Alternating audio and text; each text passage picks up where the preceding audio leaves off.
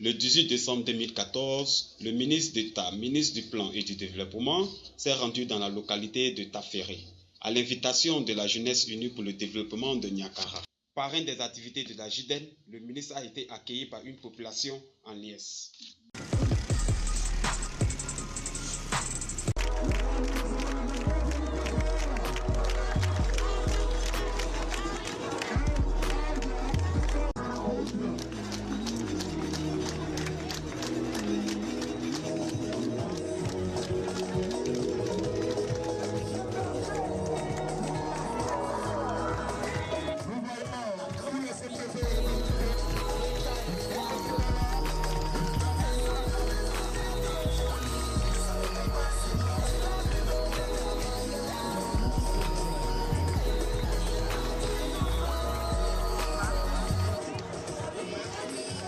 Le porte-parole de la population, la nature de l'événement et la qualité du parrain ont mobilisé toutes les couches sociales, donnant ainsi plus de ferveur à la cérémonie. Vous avez manifesté une spontanéité à répondre à cette invitation de nos jeunes frères. Cela traduit tout à fait votre marque d'humilité, ce qui est la marque des grands hommes.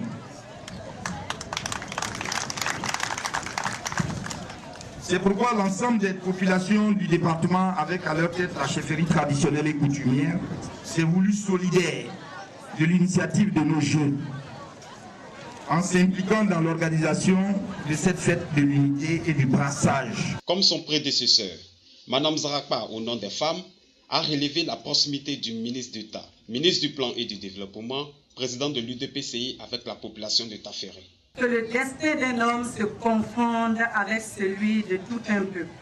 Et je pense que, pour ma part, le département de Niakara aura compris que la nouvelle configuration politique de la Côte d'Ivoire se fait déjà et se fera encore avec le président Mabry.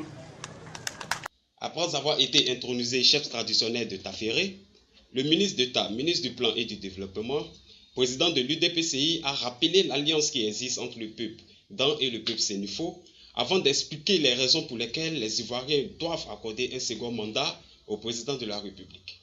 C'est de vous dire merci.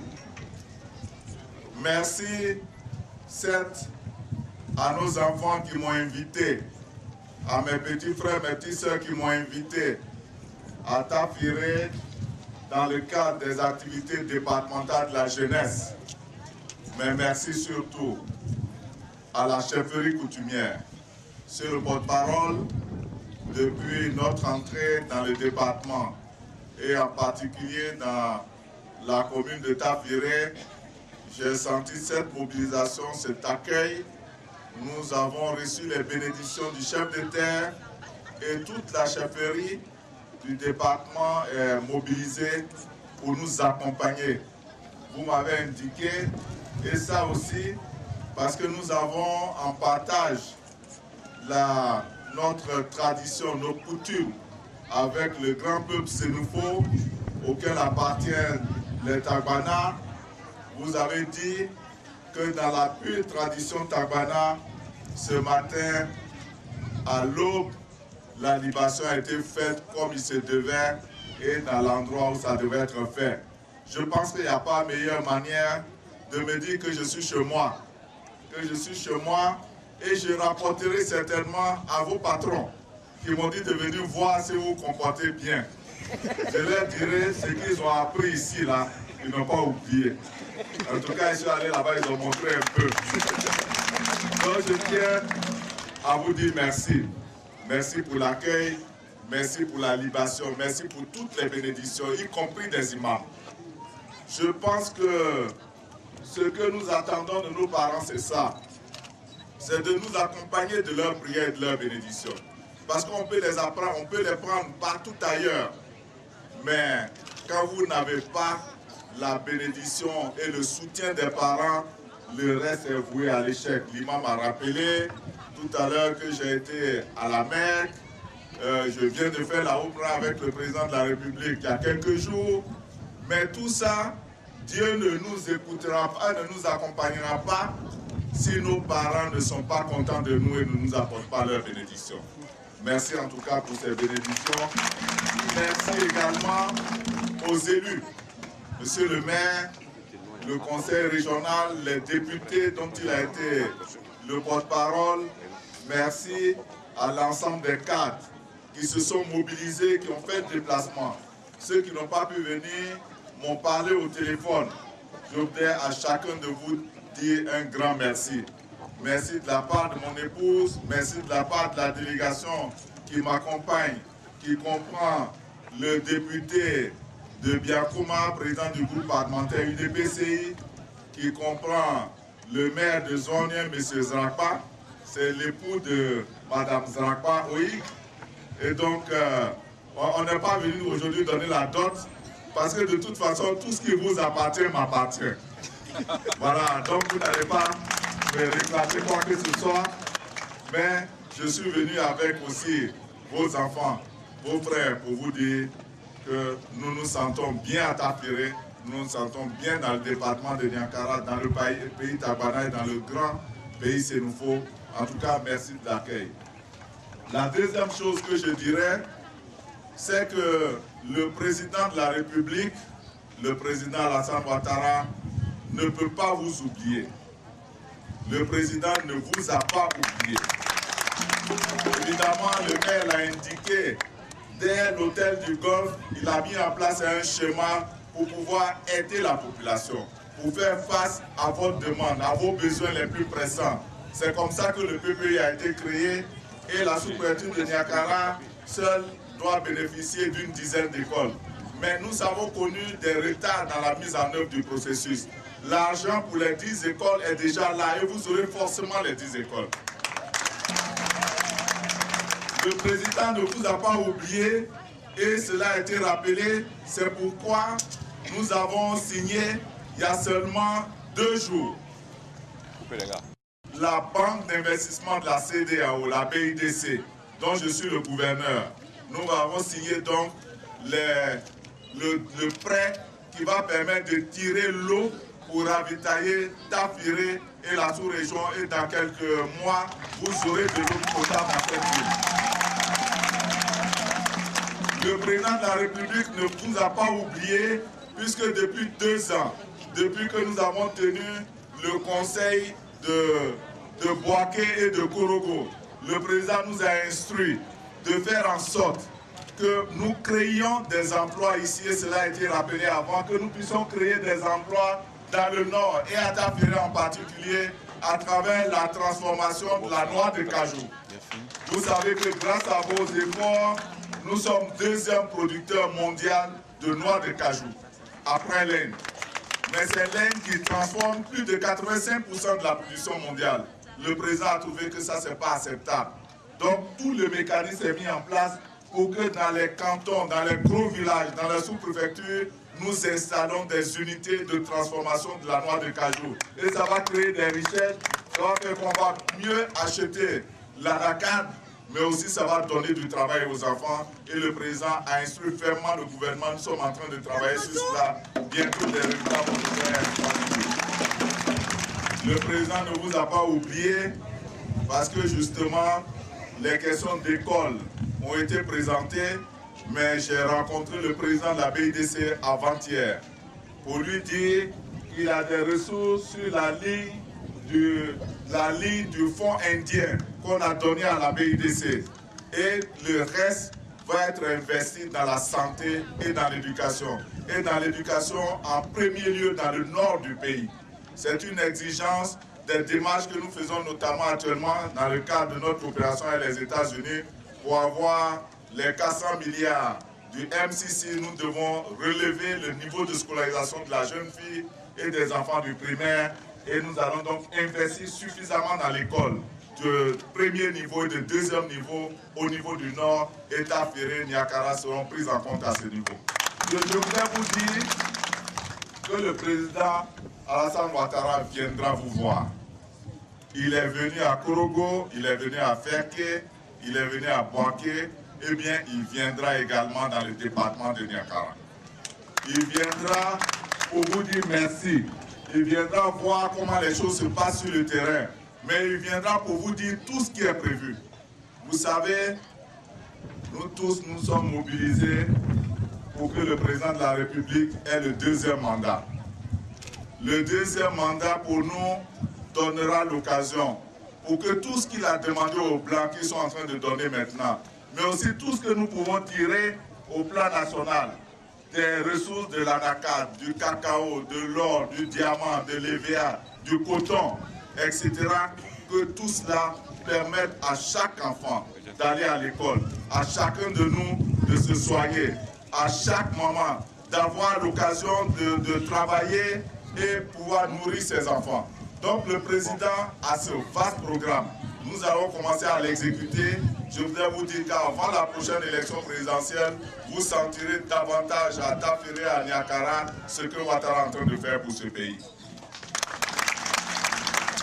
Mais nous avons besoin de votre soutien.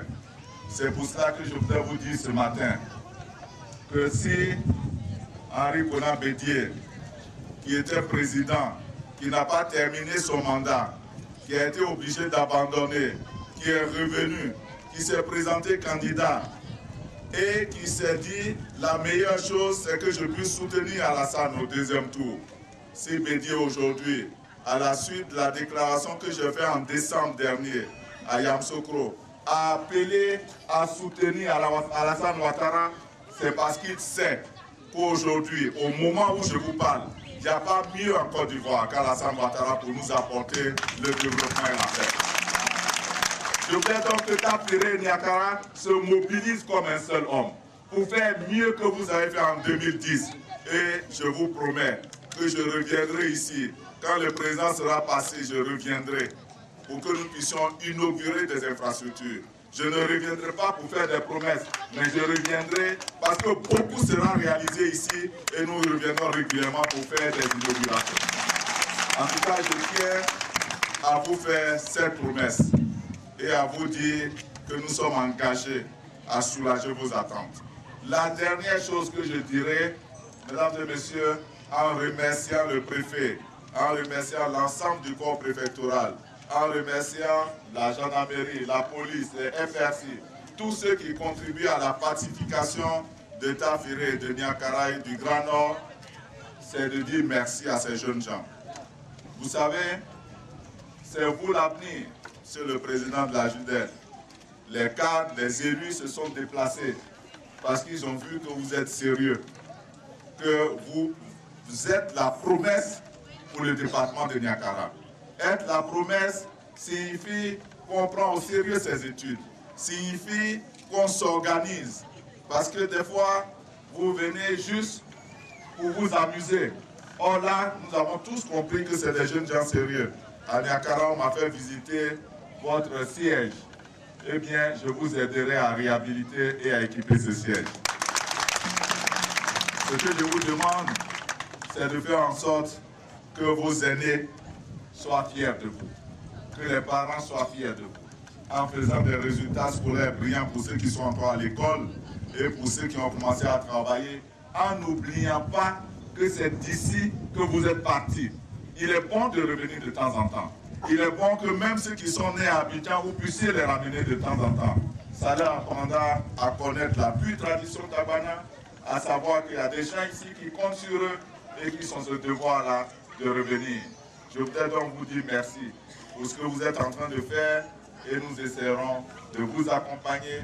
Je tiens à dire merci à Mme Zakwa de se tenir à vos côtés. Nous allons l'aider, nous allons l'accompagner pour qu'elle soit cette marraine digne de vous, à ceux qui vous pouvez compter.